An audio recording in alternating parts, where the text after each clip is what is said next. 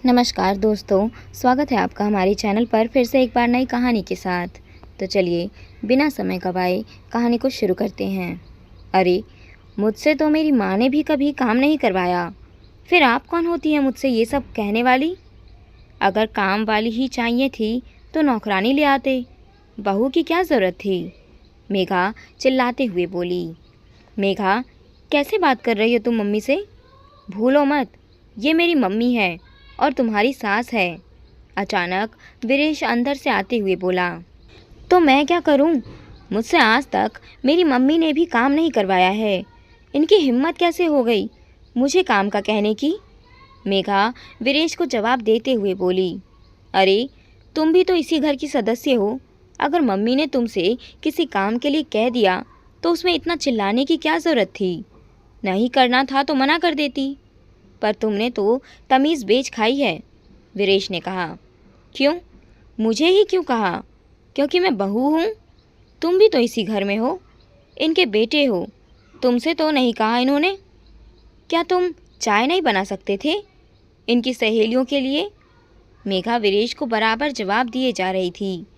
मेघा सिर्फ एक कप चाय की बात थी, उसमें बेटे बहू वाली क्या बातें आ गई? वीरेश ने कहा। दोनों के बीच झगड़ा बढ़ता देखकर करुणा जी की सहेली बाद में आने का कहकर चुपचाप घर के बाहर निकल गई, जबकि करुणा जी अपना सिर पकड़कर सोफे पर ही बैठ गई। वीरेश घर के बाहर निकल गया और मेघा अपने कमरे में जाकर बैठ गई। अब तो ये उनके घर की आए दिन की बात होने लग गई थी। अभी 3 महीने ही तो हुए थे उनके बेटे वीरेश की शादी मेघा से हुए, लेकिन इन 3 महीनों में वो कई बार वीरेश और करुणा जी से लड़ चुकी थी। मेघा आज के ज़माने की पढ़ी लिखी मॉडर्न लड़की थी, जो एक कंपनी में जॉब भी करती थी।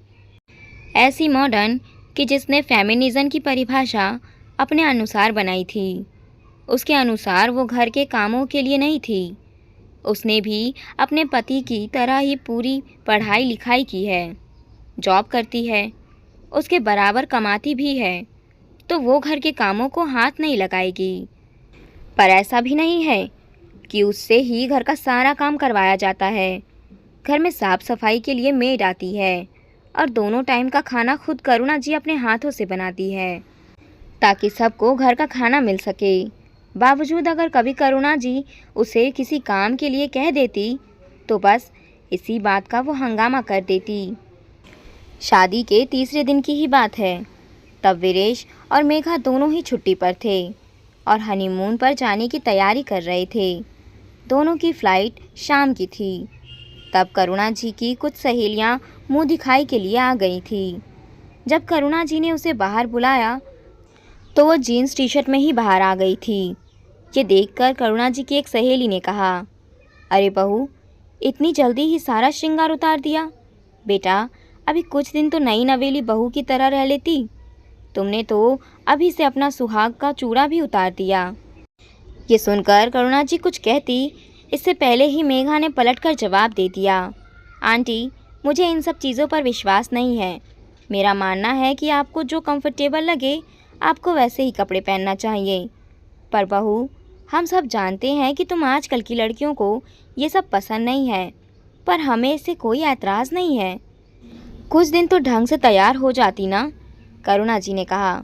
देखिए मम्मी जी, मुझे ऐसे ही रहना पसंद है। ये सुहाग चूड़ा श्रृंगार ये सब मुझसे नहीं होगा। लड़कों को तो कोई ये सब नहीं कहता। देखो ना, वीरेश तो कैजुअल में ही घूम रहा है। उसने तो कोई कुर्ता पजामा या धोती कुर्ता भी नहीं पहन रखा। उससे तो कोई कुछ नहीं कह रहा।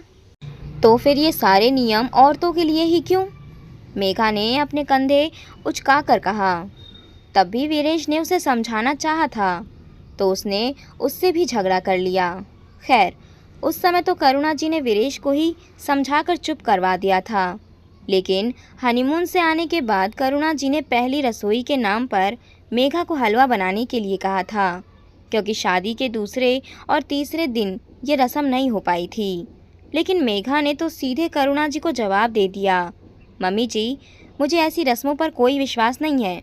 मैं तो अपने घर पर तभी काम करती थी जब मेरी मर्ज़ी होती थी। मम्मी ने मुझसे कभी काम नहीं करवाया। बहू, मैं तुमसे काम करने के लिए थोड़ी ना कह रही हूँ। ये तो सिर्फ एक रस्म है। देखो, साफ सफाई के लिए तो कमला आती ही है और खाना तो मैं बना ही दूंगी। जब मुझसे नहीं होगा तो कोई कुक रख लेंगे, पर ये तो एक रस्म है। उसके बाद तुम कभी ज़रूरत हो तो रसोई में काम कर सकती हो। करुणा जी ने समझाना चाहा। देखिए मम्मी जी, वीरेश के लिए तो ऐसी कोई रस्म नहीं है। फिर मुझसे आप ये सब क्यों करवा रही हो? मैं इन चीज़ों पर विश्वास नहीं करती हूँ और ना ही मुझे आपके कहने पर ये सब करना है। मेघा ने जवाब दिया और अपने कमरे में चली गई। उस दिन भी करुणा जी मन महसूस कर रह गई थी। उसके बाद कई बार ऐसी चीज़ें हुई जब मेघा ने सीधे तौर पर ही वीरेश के साथ लड़ाई की थी। कई बार वीरेश मेघा की मम्मी से बात करने की भी सोचता था, लेकिन करुणा जी रोक लेती थी। कई बार तो ऐसा होता था कि वीरेश खुद ही अपनी मम्मी के साथ रसोई में उनकी मदद करवा रहा होता था, जबकि मेघा अपने कमरे में आराम कर रही होती थी। लेकिन आज तो उसने सीधे ही मम्मी की सहेलियों के सामने लड़ाई कर ली। ये बात वीरेश को चुभ गई थी। घर पर आने के बाद वीरेश ने कुछ नहीं कहा। दूसरे दिन संडे था तो सब लोग घर पर ही थे।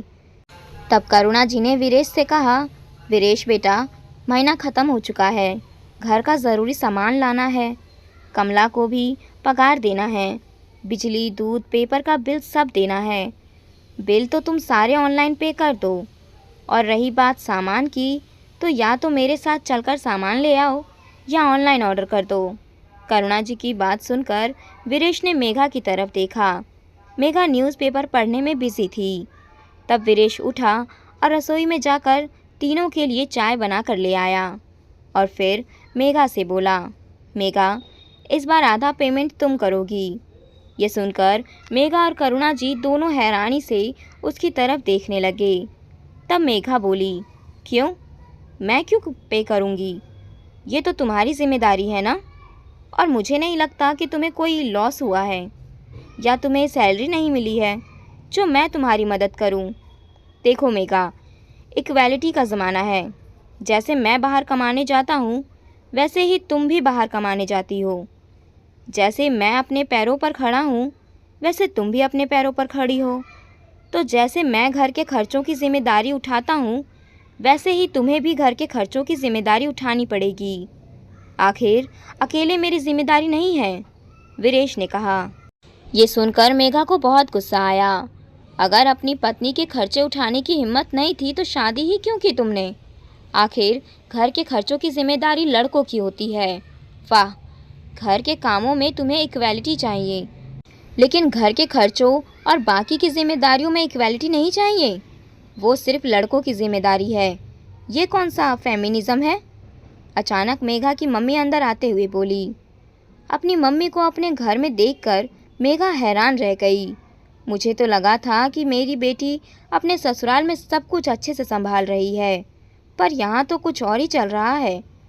तुझे इतना अच्छा ससुराल मिला है तो तुझे इसकी कद्र नहीं है।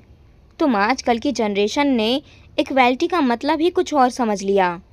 तेरा पति भी तो अपनी मम्मी की मदद करता है ना, तो तुझे करने में क्या शर्म आती है? अगर वो खर्चे बराबर करता है तो तू भी कर, तब जाकर इक्वालिटी होगी। मेघा के पास उसकी मम्मी की बातों का कोई जवाब ही नहीं था। आखिर मेघा की मम्मी ने उसे अच्छी खासी डांट लगाई। तब जाकर मेघा ने सबसे माफ़ी मांगी और आइंदा ऐसी हरकत ना करने का वादा किया।